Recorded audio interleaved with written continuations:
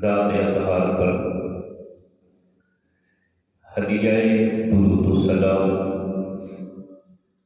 پیش کرنے کے بعد دعا ہے کہ اللہ کریم میری اور آپ سب کی حاضری کو اپنی بارگاہ میں قبول فرمائے۔ پچھلے جمعہ شریف کے موقع پر اللہ تعالیٰ کے جو مقبول بندے ہیں جنہیں عباد الرحمن قرآن میں کہا گیا کہ وہ جو رحمان کے بندے ہیں ان کی خاص نشانیاں، ان کے اوصاف بیان کیے گئے تھے۔ ان میں سے ایک یہ تھا کہ وہ تکبر نہیں کرتے، دوسرا یہ تھا کہ جاہلوں سے جب ان کا واسطہ پڑتا ہے تو سلام کر کے آگے روانہ ہو جاتے ہیں۔ شریعت میں اسے سلام مطابقت کہا جاتا ہے، یعنی ایسا سلام کہ جس سے ایک شخص سے رابطے کو منقطع کرنا، یعنی جلدی سے سلام کر کے آگے چلے گا، یہ سلام مطابقت ہے، یعنی چھوڑنے والا سلام۔ تو اگلی جو آیت کریمہ ہے جو خطبے کے اندر کی تلاوت کی ہے، اس میں اللہ کریم نے عباد الرحمن ان کی ایک اور خوبی بیان کی، وہ یہ ہے والذین، وہ لوگ۔ اب ان لوگوں سے مراد کون ہیں؟ عباد الرحمن۔ سبحان اللہ، کیا شان ہے عباد الرحمن کی، جو اللہ کے مقبول بندے ہیں ان کی شان اللہ بیان کر رہا ہے۔ وعباد الرحمن کی والذین یبیتون، یبیت کا مطلب ہوتا ہے رات گزارنا۔ اللہ کے جو عباد الرحمن مقبول ترین بندے ہیں، والذین یبیتون، ان کی راتیں گزرتی ہیں لربہم، اپنے رب کے حضور سجداً، کبھی سجدے میں رات گزار دیتے ہیں، وقیاماً، اور کبھی قیام میں کھڑے ہو کر ساری رات گزار دیتے ہیں۔ اگر دیکھا جائے عباد الرحمن سے اگر ہمارے آقا کو مراد لیا جائے تو حضور اکرم علیہ السلام ساری رات جاگ کر اللہ کی عبادت کیا کرتے تھے۔ بلاخر اللہ نے قرآن نازل فرمایا، یا ایھا المزمل، اے میرے مزمل کی چادر اوڑھنے والے، قم اللیل الا قلیلا، قم، آپ کھڑے ہوئیے، یعنی رات کو آپ قیام کریں، لیکن قلیلا، بہت ہی تھوڑا رات کو قیام کیا کریں۔ مفسرین کرام لکھتے ہیں کہ سرکار کائنات علیہ السلام ساری رات جاگ کر اللہ کی عبادت کیا کرتے تھے، تو اللہ کی رحمت نے اس بات کو گوارا نہیں کیا، یہاں تک کہ علماء نے لکھا ہے کہ حضور اکرم علیہ السلام کے پاؤں مبارک پر ورم آ جایا کرتی تھی۔ رب کی رحمت نے اس چیز کو گوارا نہ کیا اور حکم ارشاد فرما دیا، اے میرے حبیب، آپ رات کو قیام کیا کریں، لیکن قلیلاً، بہت ہی تھوڑا قیام کیا کریں۔ آگے پھر مزید بھی اس کی وضاحت اس کے متعلق بیان کیا گیا، وہ ہمارا موضوع نہیں ہے۔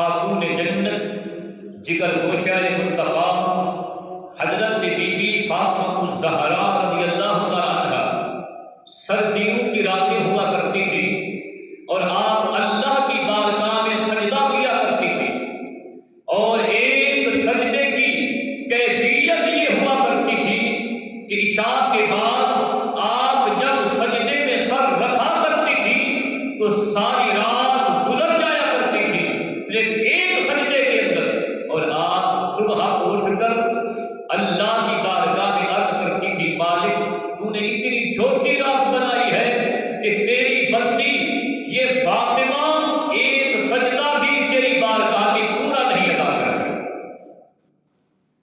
یہ ان کے سجدے کی کیفیت تھی۔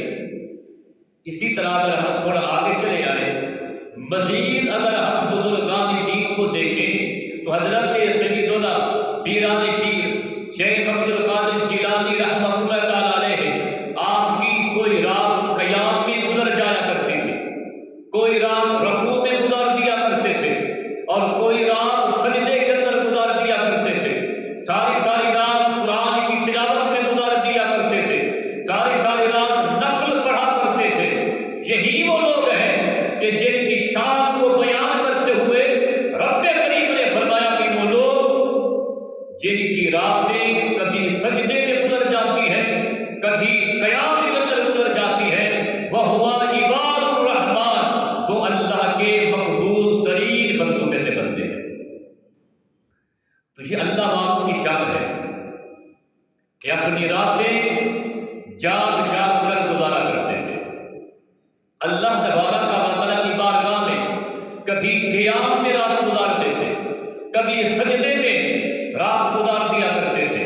بڑی بڑی مثالیں بزرگان دین کی موجود ہیں، لیکن آج انہی عباد الرحمن میں سے جو اللہ کے مقبول ترین بندے ہیں، ان مقبول ترین بندوں میں سے ایک بزرگ جنہیں عالم اسلام معین الدین کے نام سے یاد کرتے ہیں، جسے عطائے رسول کہا جاتا ہے، جسے وارث النبی کہا جاتا ہے، میری مراد چشتیوں کے سردار حضرت پیر سید معین الدین حسن سنجری چشتی اجمیری ہندوستانی رحمۃ اللہ تعالیٰ علیہ آج کی اس درس کے اندر مختصر وقت میں آپ کے متعلق سننے کی سعادت حاصل کرتے ہیں، کیونکہ اگر آپ کی زندگی کو دیکھا جائے تو عباد الرحمن کی جو خصوصیتیں قرآن کے اندر بیان کی گئی ہے وہ آپ کے اندر بھی پائی جاتی ہیں۔ تو حضرت خواجہ حسن معین الدین چشتی اجمیری رحمۃ اللہ تعالیٰ علیہ آپ کے متعلق چند باتیں سننے کی سعادت حاصل کرتے ہیں۔ آپ کی ولادت با سعادت 537 ہجری کے اندر ہوئی، اور بعد مفسرین نے 527 بھی لکھا اور بعد نے 557 بھی لکھا، اور معتبر ترین قول یہ ہے کہ 537 ہجری میں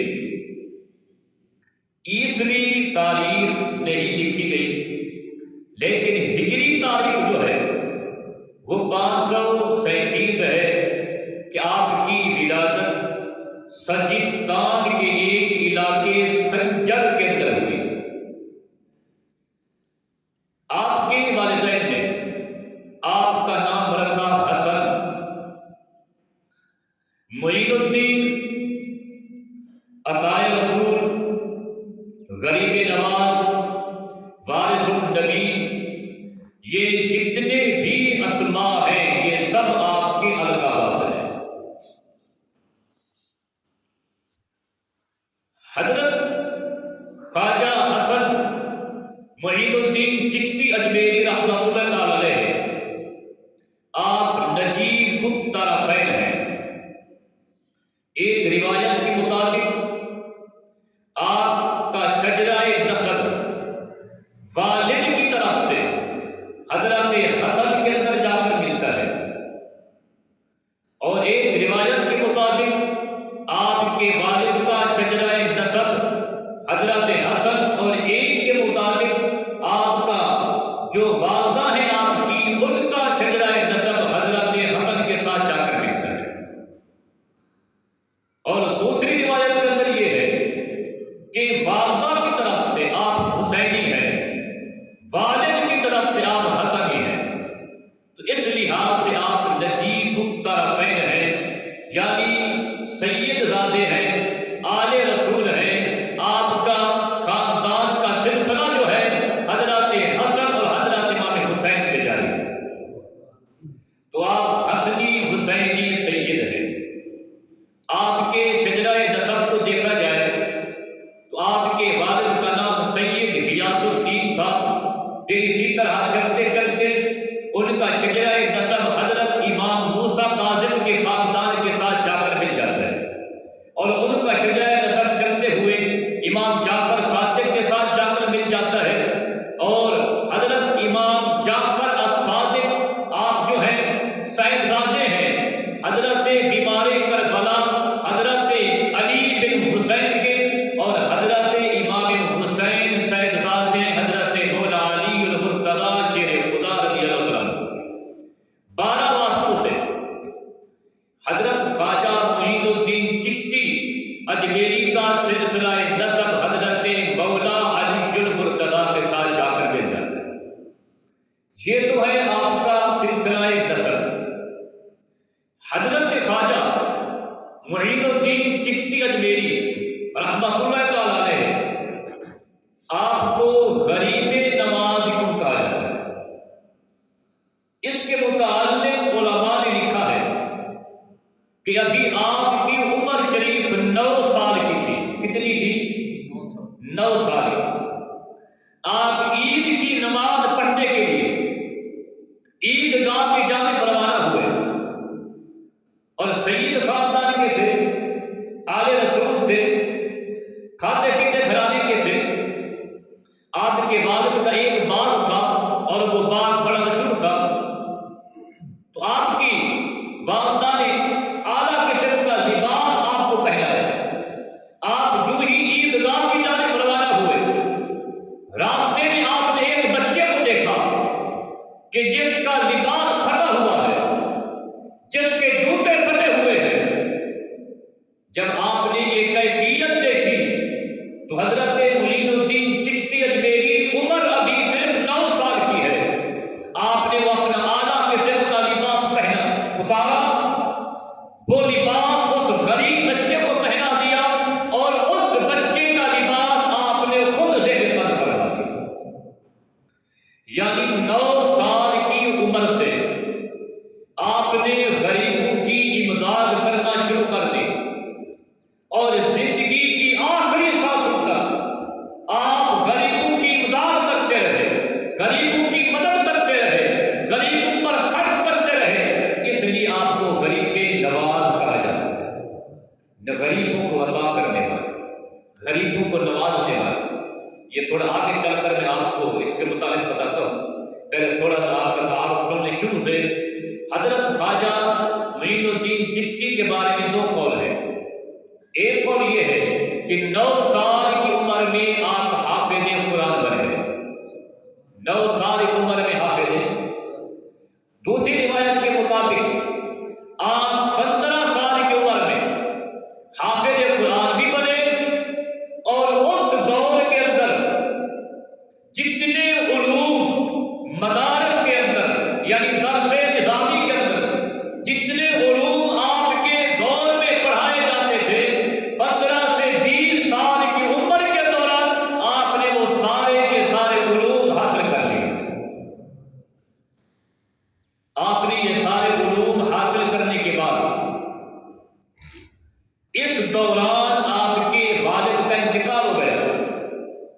جب آپ گھر واپس آئے، آپ کی والدہ حیات تھی، تو آپ کی والدہ نے آپ سے فرمایا بیٹا شروع سے ہی چلا آ رہا ہے، ہمارے خاندان کے بچے جب ظاہری علم حاصل کر لیتے ہیں، جب نظر آنے والا علم حاصل کر سکتے ہیں، تو پھر اپنا قدم باطنی علوم میں رکھتے ہیں، پھر کسی اللہ والے کی خدمت میں جا کر حاضری دیتے ہیں، پھر جو منزلیں باقی رہتی ہوتی ہیں اللہ کے ولی اپنی خدمت میں رکھ کر وہ منزلیں ان کو پار کروا دیتے ہیں۔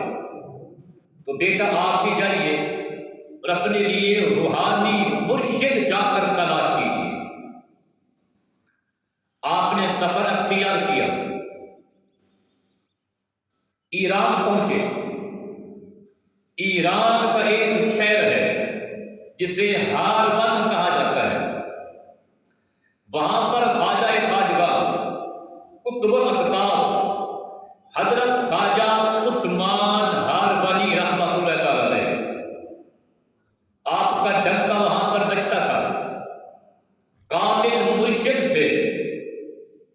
آپ ان کی خدمت کے اندر حاضر ہوئے، اس وقت حضرت خواجہ عثمان ہارونی رحمۃ اللہ تعالی علیہ درس حدیث دے رہے تھے، علماء کرام سامنے موجود تھے، اس زمانے کے بڑے بڑے بزرگان دین ان کی خدمت میں حاضر تھے، علم حدیث پڑھانے کا سلسلہ جاری تھا۔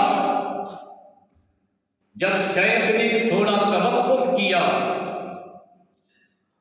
تھوڑی دیر خاموش ہوئے، اسی اثناء میں حضرت خواجہ معین الدین چشتی اجمیری اپنے مرشد کی خدمت میں حاضر ہوئے اور جا کر سلام کیا۔ آپ کے مرشد نے سلام کا جواب بھی دیا اور مسند سے کھڑے بھی ہو گئے، کھڑے ہو کر استقبال کیا۔ آپ کے مریدین نے عرض کی حضور آپ کی عادت کریمہ ہے کہ جب آپ گھر سے حدیث دے رہے ہوتے ہیں، کوئی بھی آ جائے، چاہے وقت کا بادشاہ ہی کیوں نہ آ جائے، آپ کھڑے نہیں ہوتے۔ لیکن ایک نوجوان شخص آیا ہے، ہم جسے جانتے بھی نہیں ہیں، اس نے سلام کیا، آپ نے سلام کا جواب دیا اور استقبال بھی کیا، کھڑے ہو گئے، وجہ کیا ہے اس کی؟ آپ نے فرمایا ہمارا وارث آ گیا، ہمارا وارث آ گیا ہے، ہمارے پاس جو امانت پہنچی ہے رسول اللہ کی، چلتے چلتے جو ولایت کی امانت، معرفت کی امانت، طریقت کی امانت جو ہمارے پاس موجود ہے، اور یہی امانت ہم نے آگے جس شخص کو دے دی ہے، ہمارا وہ مہمان آ گیا۔ ہم اسی کے انتظار میں تو تھے، جیسا حضرت شاہ علی رسول رحمۃ اللہ تعالی علیہ جو اعلیٰ حضرت امام محمد رضا خان علیہ رحمت کے پیر و مرشد ہیں، جب ان کے انتقال کا وقت قریب آیا تو آپ نے فرمایا کہ میری چارپائی کو اٹھا کر میرے مدرسے سے باہر نکال کے اس راستے پہ رکھ دی جائے جو راستہ بریلی شریف کی طرف جاتا ہے۔ لوگوں نے پوچھا حضور آپ تو باہر نکلتے ہی نہیں ہیں، آپ تو گوشہ نشین ہیں، لیکن فرماتے ہیں کہ میری چارپائی اس دروازے کے راستے پر رکھ دی جائے جو راستہ بریلی شریف جاتا ہے۔ فرمایا ہاں، وہ بریلی شریف سے ہی آئیں گے جس کا مجھے انتظار ہے، یہ امانت میں نے جسے دے دی ہے وہ اسی راستے سے آئیں گے۔ بہرحال حضرت امام محمد رضا خان آپ کی خدمت میں حاضر ہوئے، آپ نے انہیں ولایت عطا فرمائی، خلافت عطا فرمائی، پھر فخر کیا کرتے تھے، فرمایا کرتے تھے کہ کل جب قیامت کا دن ہوگا میرا رب مجھ سے پوچھے گا شاہ علیہ رسول میرے لیے کیا لے کر آئے ہو، تو میں احمد رضا کو کھڑا کر دوں گا اور کہوں گا مالک میرے پاس اور کچھ نہیں ہے، میں تیرے پاس احمد رضا کو لے گیا۔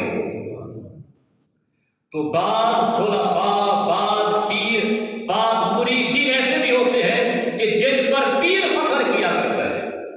تو حضرت خواجہ معین الدین چشتی اجمیری رحمۃ اللہ تعالی علیہ، آپ ایسے بزرگ ہیں کہ جو ہی اپنے پیر و مرشد کی خدمت میں حاضر ہوئے تو آپ نے فرمایا ہمیں اسی کا تو انتظار تھا، کھڑے ہو کر استقبال کیا، سینے کے ساتھ لگایا اور اپنا بستر، اپنا لوٹا، اپنی لالین شریف، اپنا عصا مبارک آج کی خدمت میں پیش کیا۔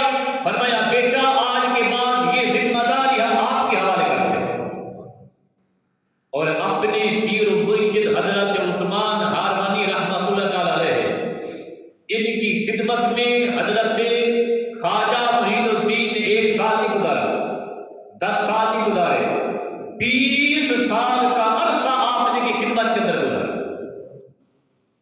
جب حضرت عثمان ہارونی رحمۃ اللہ تعالی علیہ آپ کے وصال کا وقت قریب آیا، یعنی جس سال آپ کا وصال ہونا تھا، تو آپ نے اپنے اس مرید خاص حضرت حسن معین الدین چشتی اجمیری سے ارشاد فرمایا آؤ اب حج کرنے کے لیے چلتے ہیں، حج کرنے کے لیے چلتے ہیں۔ آپ اپنے پیر و مرشد کے ساتھ حج کرنے کے لیے روانہ ہوئے۔ اب دیکھیے کہ آپ کو معین الدین کیوں کہا جاتا ہے؟ دین کا مددگار، معین کا معنی مددگار، دین کا معنی دین، دین کا مددگار آپ کو کیوں کہا جاتا ہے؟ حج ادا کیا، حج ادا کرنے کے بعد حاجیوں کا حج مکمل تب ہوتا ہے جب تک مدینہ شریف کی حاضری نہ ہو۔ حاجیوں آؤ شہنشاہ کا روزہ دیکھو، کعبہ کو دیکھ لیا، کعبے کا بھی کعبہ دیکھو۔ امام احمد رضا خان رحمۃ اللہ تعالی علیہ آپ نے جب حج فرمایا، مکہ المکرمہ سے جب مدینہ کی جانب روانہ ہونے لگے، فرمایا کہ کعبہ ہمارے جسم کا قبلہ ہے اور مدینہ ہماری جان کا قبلہ ہے۔ اب آئیے جو ہماری جان کا قبلہ ہے ادھر چلتے ہیں۔ حضرت خواجہ معین الدین اپنے پیر و مرشد کے ساتھ مدینہ شریف میں حاضر ہوئے۔ سرکار کائنات علیہ السلام کے قدمین شریفین کی طرف کھڑے ہو گئے۔ آپ کے مرشد بھی آپ کے ساتھ ہیں، آپ بھی ساتھ کھڑے ہوئے ہیں۔ حضرت عثمان ہارونی نے فرمایا بیٹا رسول اللہ کی بارگاہ میں سلام پیش کیجیے۔ حضرت خواجہ معین الدین چشتی اجمیری رحمۃ اللہ تعالی علیہ سرکار کائنات علیہ السلام کے روضے کے قریب کھڑے ہو کر میرے آقا کے قدموں کی طرف کھڑے ہو کر سلام کرتے ہیں اور کہتے ہیں السلام والسلام علیک یا رحمۃ للعالمین۔ جب آپ نے یہ سلام کیا تو سرکار کے روضے سے جواب آیا وعلیک السلام یا معین الدین، وعلیک السلام یا معین الدین۔ سرکار کائنات علیہ السلام نے یہ معین الدین والا جو لقب ہے خود حضور نے آپ کو عطا کیا۔ یہ آپ کی ولایت کا کمال ہے، یہ آپ کی ولایت کا عروج ہے۔ جب آپ واپس آئے آپ کے پیر مرشد نے فرمایا بیٹا یہ جو میری خلافت کا تاج ہے میں آپ کے حوالے کرتا ہوں، اب آپ ہندوستان چلے جائیے، وہاں پر جا کر دین کی دعوت کو آپ کیجیے۔ آپ کی سیرت کی کتابوں کے اندر یہ بات موجود ہے کہ ویسے بھی جو ہندوستان کے لوگ تھے، یعنی جو جیسے ہم ہیں، یہ علاقے بڑے سخت علاقے تھے، یہاں پر تبلیغ کرنا بہت مشکل کام تھا۔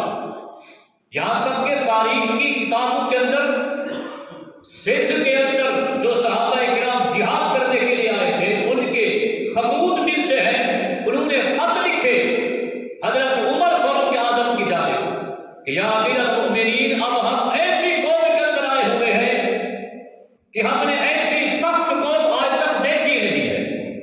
وہ کن کے بارے میں تھا؟ ہندوستان کے بارے میں تھا، ہمارے علاقے کے لوگوں کے بارے میں تھا۔ تو ایسے علاقے کے اندر تبلیغ کرنا کہ جہاں پر ہر طرف لوگ بتوں کی پوجا کیا کرتے تھے اور سخت ترین لوگ تھے، لیکن معین الدین تھے، یہ لقب رسول اللہ نے عطا فرمایا تھا کہ آپ دین کے مددگار ہیں اور ہندوستان کے اندر آپ نے دین کو پھیلانا ہے، اور آپ نے اس طریقے کے ساتھ دین کی دعوت کو عام کیا کہ 90 لاکھ کافروں نے آپ کے ہاتھ پر بیعت کروائی، 90 لاکھ ہندوؤں کو آپ نے کلمہ طیبہ پڑھا کر مسلمان کرا دیا۔ تو غریب نواز آپ کو کیوں کہا جاتا ہے؟ اس کی ایک مثال تو آپ نے سماعت فرمائی کہ بچپن کے اندر ہی 9 سال کی عمر تھی، اپنا عالیشان لباس اتار کر غریب بچے کو پہنا دیا۔ یہ بات یاد رکھیے، اللہ کے ولی جس جگہ پر جایا کرتے تھے تو سب سے پہلے جہاں پہ انہوں نے قیام کرنا ہوتا تھا وہاں پر جا کر مسجد بنایا کرتے تھے۔ وہی مسجد ان کا آستانہ بھی ہوا کرتی تھی، درسگاہ بھی ہوا کرتی تھی۔ ایسا نہیں تھا کہ کروڑوں روپے صرف درسگاہ میں نہیں بلکہ آستانے عالیہ پر خرچ کر دیے جاتے ہیں۔ اللہ والے ایسے نہیں تھے، اولیاء اللہ ایسے نہیں تھے، وہ جہاں پر بھی جایا کرتے تھے مسجد اور مدرسے کی بنیاد رکھا کرتے تھے۔ آج کے پیروں نے آستانہ عالیہ بنا لیا، آستانے نہیں ہوا کرتے تھے، یہ مساجد ہوا کرتی تھی، اور وہی مسجدیں ان کا آستانہ بھی ہوا کرتی تھی، ہدایت کے گھر بھی ہوا کرتے تھے۔ انہی آستانوں میں بیٹھ کر عالم اسلام کے اندر دین کی تبلیغ کیا کرتے تھے۔ حضرت خواجہ معین الدین چشتی، یہ کرسی اٹھا لے اجمیری رحمۃ اللہ تعالیٰ علیہ، آپ نے جب اپنا آستانہ عالیہ بنایا، غریب لوگ آپ کی خدمت میں حاضر ہوا کرتے تھے، آپ لنگر چلایا کرتے تھے، مسافروں کے لیے بھی، اپنوں کے لیے بھی، غیروں کے لیے بھی، بالخصوص ان لوگوں کے لیے کہ جو لوگ اسلام قبول کرتے تھے، ہندو ہوا کرتے تھے، تو پھر خاندان کے لوگ انہیں چھوڑ دیا کرتے تھے کہ تم نے اسلام قبول کر لیا، تم مسلمان ہو گئے ہو، آج سے ہمارا تمہارا رابطہ ختم۔ ان کی جائیداد ضبط کر دیا کرتے تھے، پھر وہ کہیں نہیں جایا کرتے تھے، انہیں صرف ایک ہی راستہ دکھائی دیتا تھا، وہ راستہ حضرت خواجہ معین الدین چشتی اجمیری رحمۃ اللہ تعالیٰ علیہ آپ کی خدمت میں حاضر ہوا کرتے تھے۔ صبح و شام آپ کی خدمت میں رہ کر کھانا کھایا کرتے تھے، علم دین سیکھا کرتے تھے، اور معرفت کی منازل کو طے کیا کرتے تھے۔ وقت گزرتا گیا، ایک مرتبہ کسی شخص نے بادشاہ حق سے جا کر کہا کہ کیا آپ کو نہیں معلوم کہ جس طرح سلسلہ حضرت خواجہ حسن معین الدین کا چلا ہوا ہے، ایک ایسا وقت بھی آئے گا کہ سارے کا سارا ہندوستان ان کا غلام ہو جائے گا، ان کے مرید ہو جائیں گے۔ اے بادشاہ سلامت، جب سارے کا سارا ہندوستان ان کا مرید بن گیا تو پھر تجھے کون پوچھے گا؟ لہٰذا ایسے کر کہ جو لنگر کے اندر حصہ تو بھیجا کرتا ہے بادشاہ سلامت، اس کو بند کر دو تاکہ ان کا سلسلہ ختم ہو جائے۔ جب لنگر کھانا بند ہو جائے گا، جب کسی کو کھانا نہیں ملے گا تو ان کے پاس کوئی جائے گا بھی نہیں، سارے آپ کے پاس آئیں گے۔ بادشاہ نے کہا یہ بات تو آج سے ٹھیک ہے، لہٰذا میں جتنے بھی ذمہ دار لوگ میرے ماتحت ہیں میں سب کو آرڈر جاری کر دیتا ہوں کہ معین الدین چشتی اجمیری کے لنگر میں کسی قسم کا کوئی کھانا نہ بھیجا جائے، بالکل ہر چیز بند کر دی جائے۔ اور ایسا ہی کیا گیا۔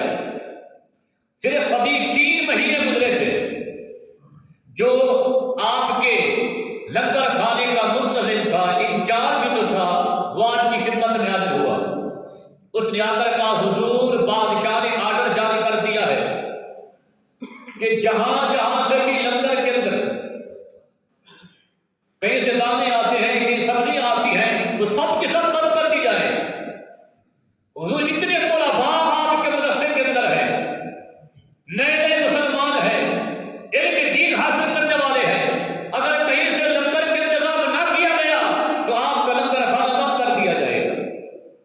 تو حضرت خواجہ معین الدین چشتی اجمیری رحمۃ اللہ تعالیٰ علیہ نے آپ نے ارشاد فرمایا کہ وہ اور لوگ ہوں گے جو بادشاہوں کے ٹکڑوں پر پلا کرتے ہیں،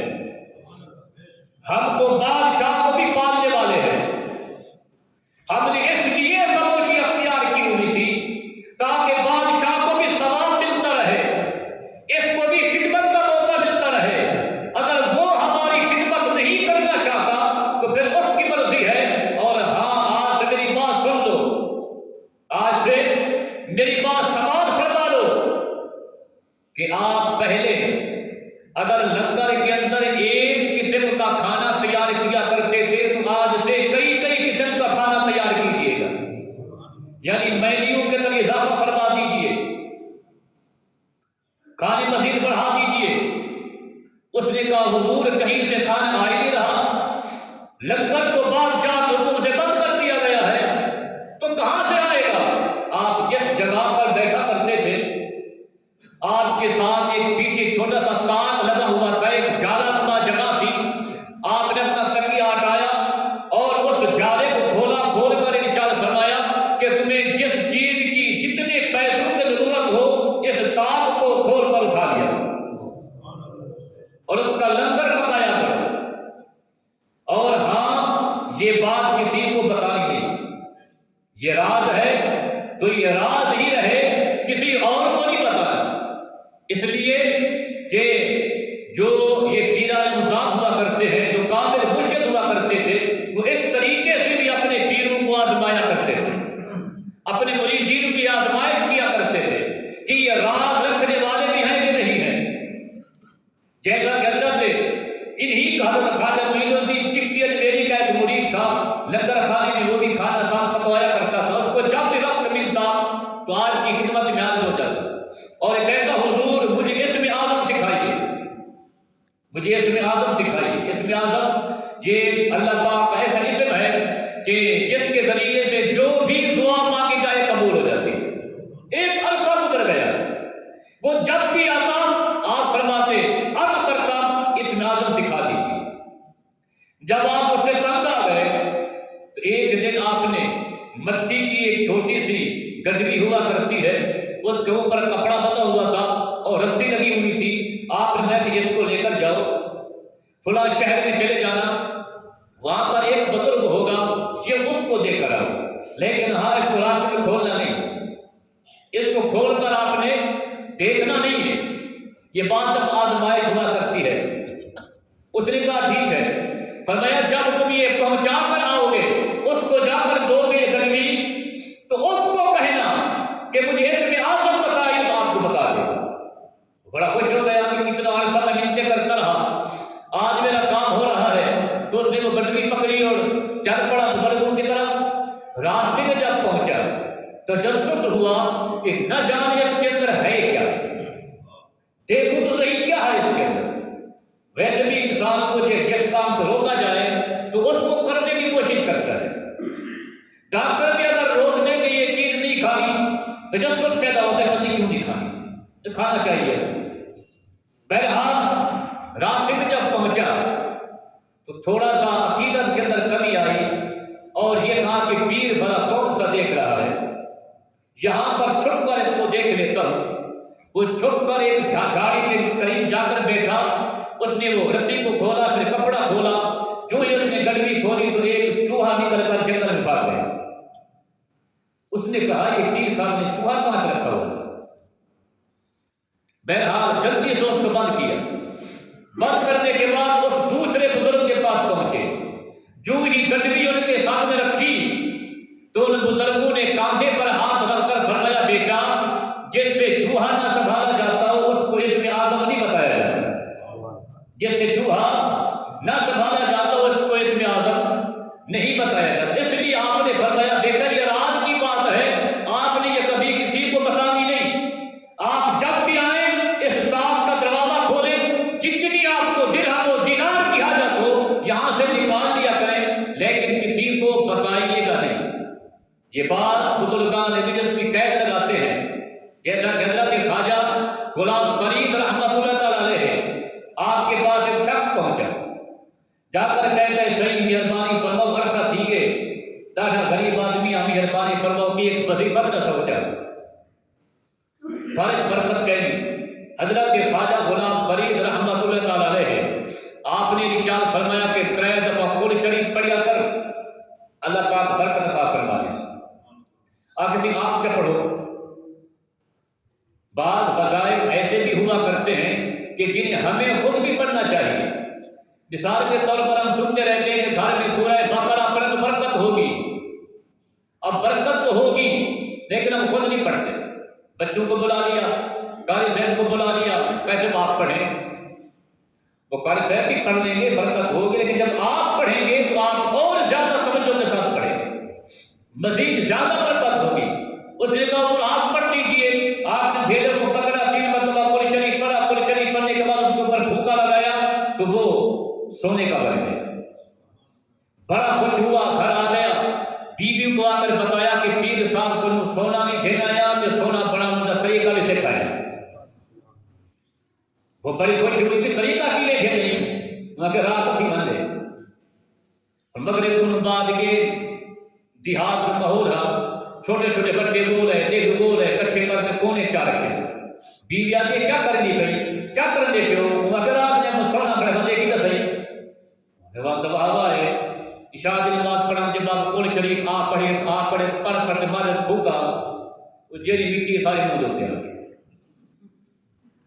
منہ تو بگڑ گئے، لیکن وہ بڑے جو سونا نہیں پڑھا دے گا، چاہے سویرے کو پنج کے پیر صحیح کرے صحیح میں سارے سامنے کچھ کرے تو کم کرے کچھ ہوتے ہیں پڑھیا قرآن شریف ہے، لیکن اسامی تو قرآن شریف پڑھے تو کچھ نہیں پڑھا، سب کو پڑھے تو بڑا سونا پڑھا گے، میں قرآن شریف پڑھے بڑا ہی رہے گے۔ آپ نے میں کلام کا برحق کہا، لیکن زبان ہی فریضہ نہیں ہو گیا تھا، زبان وہی فریضہ کی استعمال کرو تھا، کام والا کام تھی یا پہلے سارے مقام جو ہوتے پہنچو تو بلا تو کیا عمل کرو۔